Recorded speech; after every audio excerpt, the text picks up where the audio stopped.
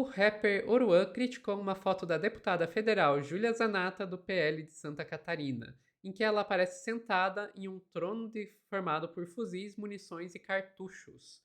No Twitter, ou X, ou Twitter, ele ironizou: se eu postar uma foto dessas, é apologia ao crime. Quem vai contar essa história pra gente é a Daiane Oliveira, aqui no plantão do Meteoro.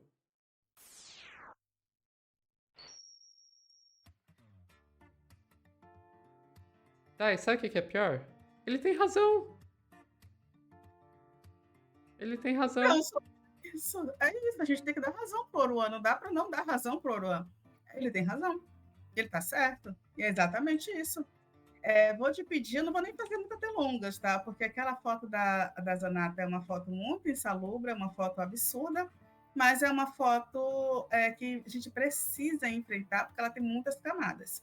Vou te pedir para trazer o X, né, a Ó, publicação do Oruan. ó, Isso. é só pra gente ver, Olha ó, isso. qual foto a gente tá se referindo. Essa foto aí, o Game of Fuzis. Gente, isso é errado em tantas camadas. Isso é absurdo em tantas camadas. Né? Essa mocinha da tiarinha de flores, que a gente já falou sobre essa tiara, que eu não vou repetir sobre isso, até porque tem um processo aí que ela meio que está ganhando ali em relação, movendo em relação ao Felipe Neto, porque ele cita, né, a origem dessa coroa de flores. Mas essa moça com essa coroa de flores, com esta pose aí, sem nenhum sorrisinho no rosto, num trono com fuzis. É brega, é violento, mas isso tem um indicativo, Sofia. Isso tem um indicativo muito sério. E aí, é lógico, a publicação dela nas redes sociais, no Twitter dela, nas redes sociais dela, né? E o Oruan, o Mauro, ele traz ele reposta e fala: se eu postar uma foto dessas, é apologia ao crime. E sim, porque quando ele não posta nada nesse tipo, inclusive ele é acusado, o Mauro ficou preso um bom tempo por uma tentativa de violência e uma tentativa de homicídio contra um agente público, porque ele deu uma pedrada num vidro. A proporcionalidade, né, de como essas pessoas, esses corpos são criminalizados. E por que o Oruan tem isso? Porque o Oruan é ninguém mais, ninguém menos do que o filho do Marcinho VP, um dos principais comandantes do Comando Vermelho, né, os principais líderes do Comando Vermelho. O Oruan usava o cabelo pintado de vermelho, até porque a favela em que o Mauro nasceu, cresceu, foi criado e saiu, hoje ele não mora mais lá, mas ele sempre está por lá, é comandada pelo Comando Vermelho. Então, uma coisa assim óbvia, ele tinha uma relação com os amigos, uma referência ao local. E aí, Sofia, tem até toda uma mídia que, quando o Oruan foi preso, disseram: olha, ele se declarou Comando Vermelho e vai ser mandado para uma prisão, para a ala do Comando Vermelho. Não, porque o cara é filho de um líder do Comando Vermelho, ele vai se declarar facção rival, né, rival, para ser mandado para um presídio do rival, porque faz todo sentido na cabeça de qualquer pessoa isso. Enfim, a gente tem muitas questões para falar dessas camadas de violência, mas como essas violências são estigmatizadas por determinados corpos. E o do Oruan é um deles. E aí, Sofia, a Zanata respondeu. Claro que a Zanata ia responder à publicação do Oruan, né? E eu vou repetir uma coisa, a Sofia já falou, eu vou repetir. O Oruan está totalmente correto em achar que se ele fizer uma publicação com fuzis, ele vai ser acusado de apologia ao crime. Aí a Júlia Zanata foi lá e rebateu, vou te pedir para colocar a Metrópolis, a coluna do Capelli, do Paulo Capelli, e aí né, ele mais uma vez traz a foto, essa foto aí passando por vários lugares, alvo de críticas do rapper Oruan, após publicação de foto, entrou com cercado de fuzis, em um clube de tiro em Santa Catarina, a deputada Zanata, PL de Santa Catarina, citou o debate em torno do projeto Lei Antifacção para mandar um recado ao artista. Após a publicação, publicação de Zanata, perdão, o rapper afirmou que se postasse uma imagem semelhante, seria acusado de apologia ao crime. Em resposta, a deputada declarou que Peraí, só um momento que eu pulei demais. O desarmamento Só um momento, gente, perdão, que eu me perdi aqui. O desarmamento do povo brasileiro é o motivo de sucesso de criminosos. Em breve, voltaremos o PL que equipara facções a grupos terroristas. Não permitiremos que narcoterroristas dominem o Brasil, é o olhar da Zanata. E aí, uma coisa, né? Mais uma vez, se criminalizando o comando, né, vermelho, o que é chamado de facções criminosas e narcoterrorismo pela Zanata, a gente vai ter aí o pai do Oruan, logicamente, talvez mais ainda, mais monitorado, com mais sanções em cima dele. E por que eu estou dizendo isso? Isso foi uma ameaça muito clara. Só que a Zanata esqueceu de um pequeno detalhe, Sofia. Sabe qual é o detalhe? Agora, nas operações que nós vimos no Rio de Janeiro, em que houve uma apreensão de fuzis por supostos bandidos do Comando Vermelho, boa parte desses fuzis eram fuzis que foram adquiridos de forma totalmente legal. Sabe por quem? Por CACs. Naquela brecha liberada pelo Bolsonaro para compra de armas. A arma não vai para o tal cidadão de bem, até porque o Bolsonaro já teve a sua casa assaltada e sua arma roubada. A arma desse cidadão de bem é uma arma que vai para o tráfico de drogas, sim. A Zanata esquece de alguns detalhes. E esse esquecimento desses detalhes é um esquecimento muito cômodo, porque o vizinho do Bolsonaro, um miliciano, foi preso com a maior quantidade de fuzis no Brasil, 117 fuzis. Foi a maior apreensão de fuzis no Brasil. E ninguém lembra disso, né, Sofia? E a gente precisa falar de mais uma coisa, que a Zanata também esquece. Tem um bordão que a minha mãe utiliza, fora do corte eu vou falar, porque ele é muito inapropriado, mas é muito cômodo quando a galera esquece das suas responsabilidades. E por que a gente precisa lembrar disso mais uma vez? Porque também, Sofia, várias das licenças, depois do escândalo com Bolsonaro, tentativa de golpe de Estado, a gente teve um relatório, inclusive, que várias das licenças que foram dadas para porte de armas foram dadas, inclusive, para pessoas que tinham histórico, que tinham registro policial, inclusive pessoas que estavam presas. Então, que liberação de arma? Que crime é esse que prolifera quando as pessoas estão desarmadas? E aí eu trago que vários estudos já relacionaram, Sofia, ao armamento da população, aumento de letalidade durante violências que eram causadas. Então, a pessoa bate um carro, tem porte de arma, essa arma deveria estar em casa, mas essa pessoa não deixa a arma em casa, ela está com a arma no carro, ela vai lá no carro, pega a arma e acaba executando alguém. Inclusive, para não deixar esquecer, a gente teve recentemente um empresário, entre aspas, né, que está sendo acusado de homicídio, acusado que ele ainda não foi condenado, mas em breve a gente espera que a justiça faça a sua parte para a gente dizer um outro termo aqui que a gente pode falar.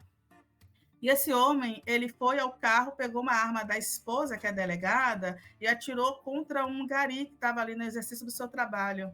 Esse homem executou esse gari em via pública, porque ele não queria esperar o tempo para o carro fazer o processo de coleta. Ele estava atrasado para ir para a academia, e depois ele realmente foi para a academia e foi lá que ele foi preso. A gente precisa lembrar desses casos, porque a Zanata esquece o que é a porte de arma no Brasil. De tudo isso, Sofia, e mais uma vez, reafirmando que o Oruan está certo, vamos trazer uma outra coisa, que é um vídeo da querida e maravilhosa Amanda Vettorazzo, que ela critica também muito o Oruan, e aí o Oruan ele faz um comentário muito interessante, muito pertinente. E olha o comentário da Amanda, por favor. Primeiro pose. E a pergunta que não quer calar é: acabou com o crime? O Estado tá perdendo. E para saciar o povo, a sociedade, com algum tipo de resposta, tropa, ele vai e criminaliza o pobre, preto, favelado. É o que ele tá fazendo com o Pose. Hoje eles prenderam o Pose, amanhã eles vão prender o Oruan. Ontem eles prenderam o MC Smith, Ticão, o Maxi. Isso não vai parar, tropa. Eles vão sempre, tipo assim, pra tirar a culpa deles, eles vão ter que achar um culpado, vão colocar a culpa em nós. Mas se tirar o Pose, o Oruan, o Smith, o Ticão, o crime ainda vai ter. Se tirar nós, o crime ainda vai ter. Então... Histórico, gente. Pela primeira vez vocês conseguiram ver uma tentativa de um raciocínio lógico do Oruan. Porque o que a gente vê ele falando, igual como ele me chamou de, né? De vadia, imbecil, palavras soltas, assim. Olha como é a música dele. Hoje, agora ele quase conseguiu um pensamento lógico. Faltou o finalzinho ali, mas já foi um grande avanço. Agora vamos lá, eu concordo com você. Outro avanço aqui no nosso pensamento. Tem que prender você, tem que prender o Pose do Rodo, tem que prender o Smith, todos seus amiguinhos que fazem apologia ao crime organizado. Tem que... E mais uma vez, né? Então, apologia ao crime tem que prender. E aí, Amanda, eu concordo com você, tem que prender todo mundo que faz apologia ao crime organizado, inclusive quem fala em liberação de armas que podem parar com crime organizado. Fica só a dica. Sofia, vamos botar uma outra coisa que o Oruan tá certo, mais uma publicação no Twitter dele? E, gente, a pessoa que é debochada é vereadora, ou seja, ela tem a caneta na mão para criar leis que criminalizam pessoas pretas e pobres. E o Oruan está realmente certo, que depois da Operação do Rio de Janeiro, ele fala isso aí, ó, que vai morrer polícia e bandido, e o crime não vai acabar. E o Oruan está mais uma vez certo. E a gente precisa falar sobre isso, porque a solução não é a execução. A solução, talvez, seja mudar a mentalidade ou que a gente pare de eleger pessoas que estão enxugando gelo e, muitas vezes, as pessoas por trás dela lucram com esses projetos, que é um projeto de armar uma população. Mas que população é essa que vai ser armada? E quando a gente vê, as armas estão ali, o HK, um R15, está na mão de uma pessoa do crime organizado. A gente fala, essa pessoa fala em morte, ou fala, por exemplo, de destinação de verba para policiais treinarem em centro de amigos, e consegue destinar verbas públicas que poderia, de fato, ir para a educação ou para outras urgências. E essa verba pública vai ali para melhorar as instalações e o espaço, que é para a pessoa ficar tirando. É muito difícil, viu, Sofia? Mas, mais uma vez, eu vou parabenizar o Oruan, porque o fato dele ter passado pelas violências que ele veio passando está fazendo com que ele venha amadurecendo também como pessoa, como ser humano e politicamente. E isso, a pena que ele precisou passar por esse processo violento, mas é importante que ele acabe influenciando muitas pessoas para o debate mais amadurecido sobre segurança pública no Brasil. É isso, Sophie. Perfeito, Dai. O Ouro tá com razão.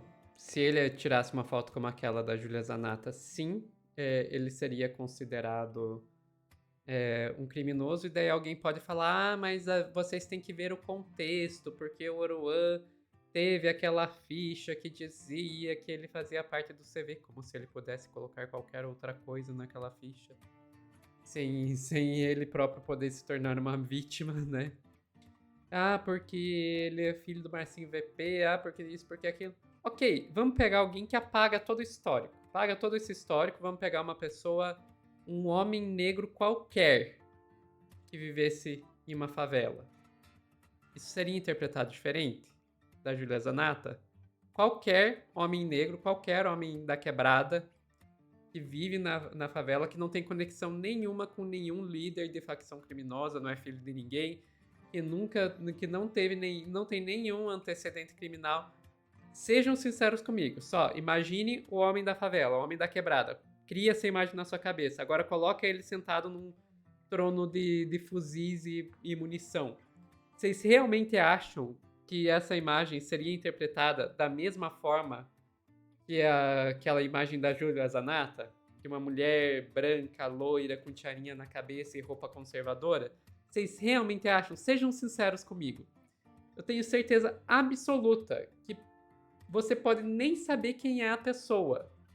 Se você imaginar um homem negro de uma comunidade pobre no Brasil qualquer, com o tipo de roupa que eles usam, com a cor de pele que eles têm, colocado numa daquelas cadeiras, ia ser interpretado como um criminoso. Sem a menor sombra de dúvidas. Se bobear, iam dizer, olha, achamos um novo líder de facção que a gente ainda não conhecia. Essa a resposta. Então, e aí eu não consigo deixar de pensar, Dai, na história dos Estados Unidos, que um dos poucos estados que tem um controle mais rígido de armas é o estado em que os Panteras Negras começaram a se armar. Exatamente, Sofia. Porque eles defendem o desarmamento só para as pessoas brancas, de classe média alta, etc. Até porque a arma é caro, né? A arma é muito cara. Uma pistolinha qualquer, você vai pagar 8, 9, 10 mil reais. E isso no mercado formal. Porque se bobear no mercado informal, ainda sai mais caro que isso. Então, daí é fácil defender o armamento. Agora, coloca armamento na mão de homem negro, pobre. O cara pode não ter antecedente criminal, só o fato de ser um homem negro pobre armado já é o suficiente para que considerem ele um criminoso. Se isso não é racismo, eu não sei o que é. Ficamos por aqui, Dai? Só um adendo também, que em muitos estados nos Estados Unidos, sobretudo esses que têm uma liberação maior de armas, o número de acidentes domésticos e de massacres em escolas também é um número assustador, para a gente refletir Sim. sobre esses dados. Com certeza. Enfim, pessoal que está assistindo ao vivo, não saiam daí que a gente já volta com mais notícias aqui no Plantão do Meteoro.